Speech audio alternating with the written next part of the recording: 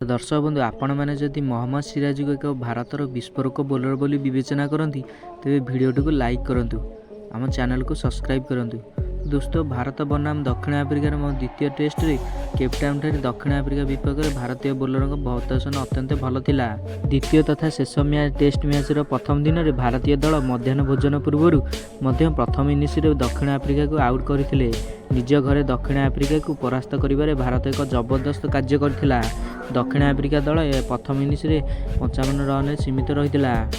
मोहम्मद सिराज भारत पर सर्वाधिक विकेट नहीं।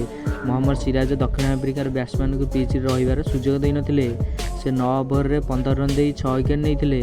मध्याह्न भोजन पूर्व अधिवेशन में 6 विकेट नहीं मोहम्मद सिराज होउछंती भारतर द्वितीय बोलर होइछंती।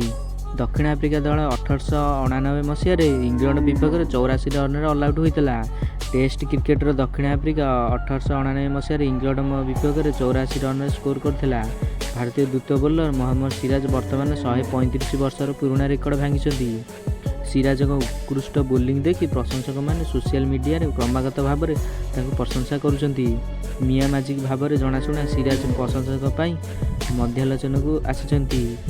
मोहम्मद सिराज यह पूर्व एपरी रोल रे नजर आसी। श्रीलंका विपक्ष एपरी कम अतीब मैच रे मोहम्मद सिराज आश्चर्यजनक भाव बोलिंग करते। यह व्यतीत 2023 विश्वकप मोहम्मद सिराज श्रीलंका विपक्ष हईचई सृष्टि करते।